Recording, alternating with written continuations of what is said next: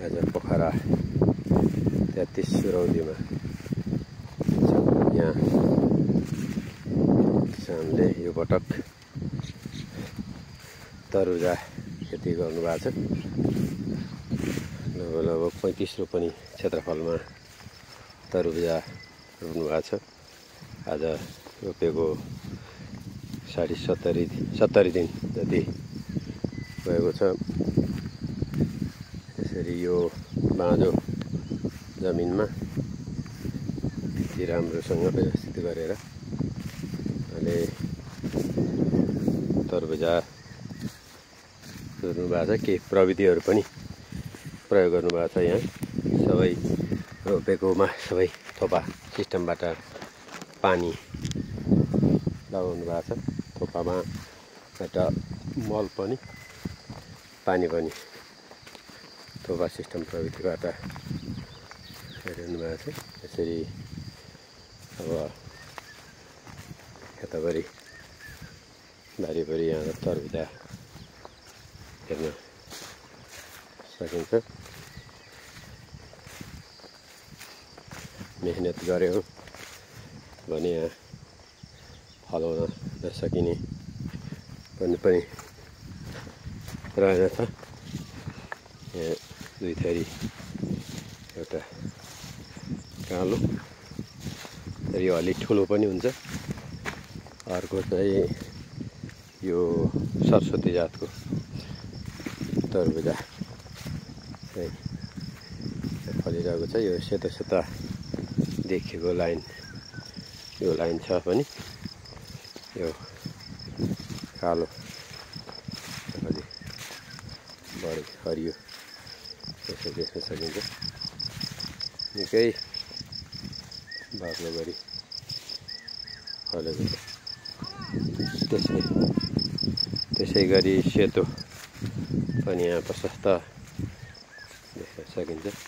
सरस्वती हेर्नुहोस् यो जमिनमा यति राम्रो यता फल फलिरहेको छ। यहाँ अब अर्ग्यानिक न्युरो पनि पाइँदैछ होइन। न्युरो पनि टिपिरहनु भएको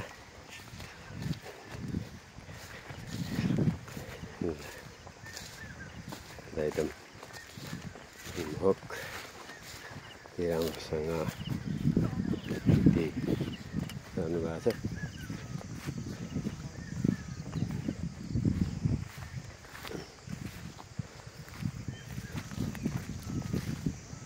यही प्रशस्त गर्न सकिने सम्भावना पनि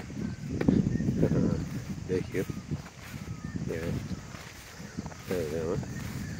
सबै देखिएको नै सबै नै तरबुजा हो र हेरी हुँदैछ। लाग्दो तरबुजा छ। यो एउटा भेराइटी छ अनि यहाँ अर्को यति मजाको छ।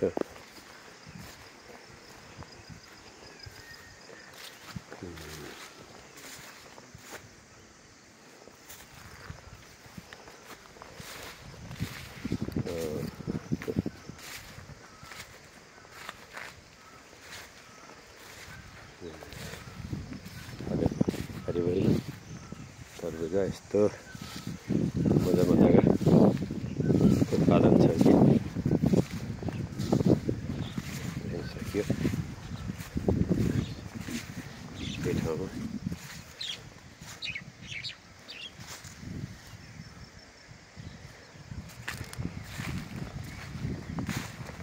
ल यता अझै ठुलो पनि छ।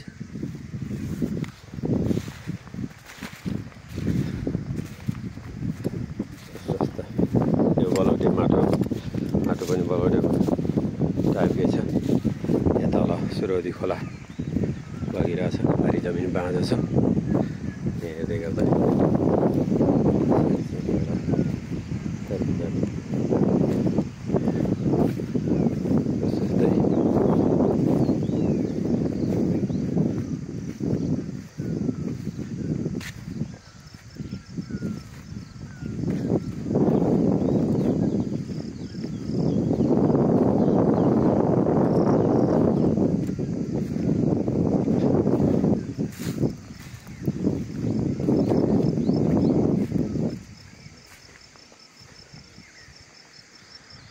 पनि यति ठुला ठुला छन्।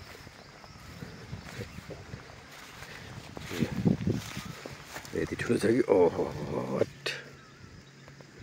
यति भयङ्कर ठुला ठुला पनि भएका छन्।